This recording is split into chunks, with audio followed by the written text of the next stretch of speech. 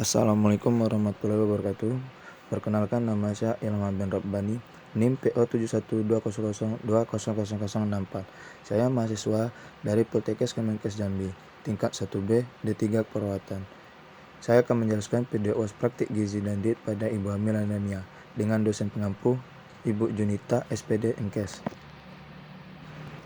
Yang pertama adalah latar belakang pada ibu hamil anemia. Kesehatan adalah suatu hal dalam kehidupan yang dapat membuat keluarga bahagia. Pada kehamilan terjadi perubahan fisik dan mental yang bersifat alami, di mana para calon ibu harus sehat dan mempunyai kecukupan. Ibu pada waktu konsepsi harus dalam keadaan yang baik dan selama hamil mendapatkan tambahan protein minimal seperti zat besi dan kalsium, vitamin, asam folat, dan energi. Kehamilan itu masa penting karena di sini mutu seorang anak ditentukan dari ibu yang sehat tumbuh, benih yang sehat. Salah satu pemeliharaan kehamilan adalah kecukupan makanan. Mutu anak dalam kandungan ditentukan oleh mutu makanan seperti orang normal. Ibu hamil perlu menu seimbang, yaitu menu yang lengkap dan sesuai dengan tubuh butuhkan. Bedanya porsi makanan ditambah dari biasanya agar dapat memenuhi semua kebutuhan pertumbuhan anak yang dikandungnya. Adapun kebutuhan gizi ibu hamil, yang pertama itu ada kalori. Selama hamil, ibu membutuhkan tambahan energi atau kalori untuk pertumbuhan dan perkembangan janin.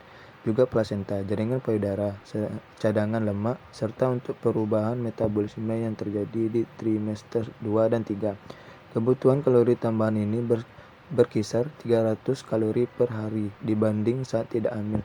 Berdasarkan perhitungan, pada akhir kehamilan dibutuhkan sekitar 80.000 kalori lebih banyak dari kebutuhan kalori sebelum hamil. Dan yang kedua adalah protein. Kebutuhan protein bagi wanita hamil adalah sekitar 60 gram. Artinya, wanita hamil butuh protein 10-15 gram lebih tinggi dari kebutuhan wanita yang tidak hamil. Protein tersebut dibutuhkan untuk membentuk jaringan baru maupun plasenta dan janin. Protein juga dibutuhkan untuk mendukung pertumbuhan dan diferensial sel. Dan yang ketiga adalah lemak. Pertumbuhan dan perkembangan janin selama dalam kandungan membutuhkan lemak sebagai sumber kalori utama. Lemak merupakan sumber tenaga yang vital dan untuk pertumbuhan jaringan plasenta. Pada kehamilan yang normal, kadar lemak dalam aliran darah akan meningkat pada akhir trimester 3. Tubuh wanita juga menyimpan lemak yang akan mendukung persiapannya untuk menyusui setelah bayi lahir. Dan yang keempat adalah karbohidrat. Karbohidrat merupakan sumber utama untuk tambahan kalori yang dibutuhkan selama kehamilan. Pertumbuhan dan perkembangan janin selama dalam kandungan membutuhkan karbohidrat sebagai sumber kalori utama. Pilihan yang dianjurkan adalah karbohidrat kompleks seperti roti, serealia, nasi, dan pasta. Selain mengandung vitamin dan mineral, karbohidrat kompleks juga meningkatkan asupan serat yang dianjurkan selama hamil untuk mencegah terjadinya konstipasi atau sulit buang air besar dan wasir. Dan kelima, vitamin dan mineral. Wanita hamil juga membutuhkan lebih banyak vitamin dan mineral dibanding sebelum hamil. Ini perlu untuk mendukung pertumbuhan dan perkembangan janin serta proses diferensiasi sel. Tak cuma itu, tambahan zat gizi lain yang penting juga dibutuhkan untuk membantu proses metabolisme energi seperti vitamin B1, vitamin B2, niacin, dan asam pantotenat. Vitamin B6 dan B12 diperlukan untuk membentuk DNA dan sel-sel darah merah, sedangkan vitamin B6 juga berperan penting dalam metabolisme asam amino. Adapun dampak kekurangan gizi. Kekurangan asupan gizi pada trimester 1 dikaitkan dengan tingginya kejadian bayi lahir prematur, kematian janin, dan kelainan pada sistem saraf pusat bayi, sedangkan kekurangan energi terjadi pada trimester 2 dan 3, dapat menghambat pertumbuhan janin atau tak berkembang sesuai usia kehamilannya. Contoh konkretnya adalah kekurangan zat besi yang terbilang paling sering dialami saat hamil. Gangguan ini membuat ibu mengalami anemia alias kekurangan sel darah merah.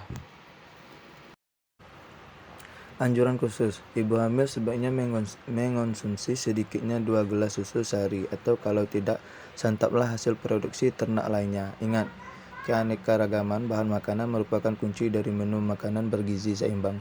Kebutuhan kalori mudah didapat dari tambahan porsi biji-bijian, sayuran, buah, dan susu rendah lemak.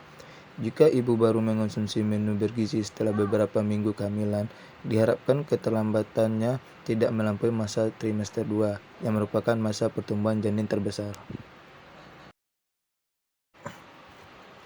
yaitu ada pantau kenaikan berat badan. Pada trimester 1, biasanya ibu hamil akan mengalami penyesuaian terhadap perubahan fungsional dalam tubuhnya akibat proses kehamilan. Di antara keluhan, mual, muntah, dan rasa tidak nyaman lainnya. Dengan demikian, asupan makanan selama trimester ini belum dapat menaikkan berat badan ibu hamil. Normalnya, pada trimester 1 berat badan diharapkan naik kurang dari 2 kg. Sedangkan pada trimester 2 dan 3 sebaiknya kenaikan berat badan kurang dari 1 atau 2 kg setiap minggunya. Menu sehari ibu hamil. Menu makanan untuk ibu hamil pada dasarnya tidak banyak berbeda dari menu sebelum hamil. Jadi seharusnya tidak ada kesulitan berarti dalam pengaturan menu makanan selama hamil.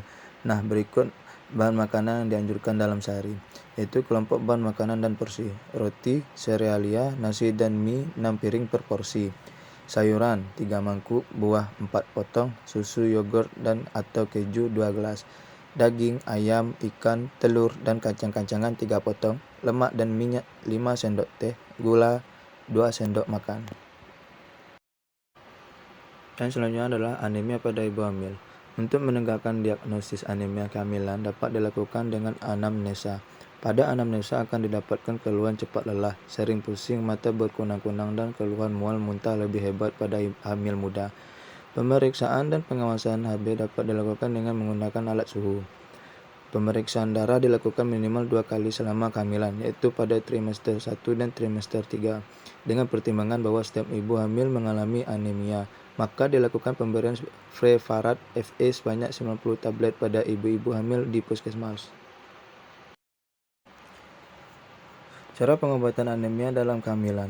Untuk menghitung terjadinya anemia, sebaiknya ibu hamil melakukan pemeriksaan sebelum hamil sehingga dapat diketahui data-data dasar kesehatan umum calon ibu tersebut. Dalam pemeriksaan kesehatan, disertai pemeriksaan laboratorium, termasuk pemeriksaan tinja sehingga diketahui adanya infeksi parasit. Pengobatan infeksi untuk cacing relatif mudah dan murah. Pemerintah telah menyediakan preparat besi untuk dibagikan kepada masyarakat. Contoh preparat FE tersebut adalah Biosan B, Iberate, Fitonal, dan Hemaviton. Semua preparat tersebut dapat dibeli dengan bebas. Mengonsumsi suplemen penambah zat besi juga bisa mampu mencegah data mengatasi anemia, tetapi sebaiknya tidak bergantung pada obat atau suplemen penambah zat besi saja. Yang paling penting adalah menjaga pola makan yang baik dengan mengonsumsi bahan makanan yang kaya asam folat dan zat besi yang berperan dalam pembentukan sel darah merah yang dapat diperoleh dari daging, sayuran hijau, dan susu. Kesimpulan dan sarannya adalah, yaitu kesimpulan gangguan dan masalah psikososial dapat dicegah melalui perilaku dari orang tua, ibu atau pengasuh dalam keluarga untuk menyediakan makanan dengan gizi seimbang bagi anggota keluarganya. Gizi seimbang adalah makanan yang dikonsumsi individu dan dalam satu hari yang beraneka ragam dan mengandung zat tenaga, zat pembangun maupun zat pengatur sesuai dengan kebutuhannya. Itu saran. Jadi pada ibu hamil trimester 2, walaupun nafsu makannya sudah mulai membaik, tetapi tidak harus memperhatikan pola makan yang sesuai dengan kebutuhan gizi atau nutrisi yang diperlukan oleh kehamilannya, karena nutrisi yang dimakan oleh ibu pasti akan sampai pula kepada bayi dalam kandungannya. Segala sesuatu yang dimakan oleh ibu sangat berpengaruh pada tumbuh kembang sang bayi dalam kandungan, terutama otaknya. Oleh sebab itu diharapkan bagi para ibu hamil seharusnya lebih memperhatikan kesehatannya, salah satunya pengaturan nutrisi yang sesuai dengan gizi seimbang.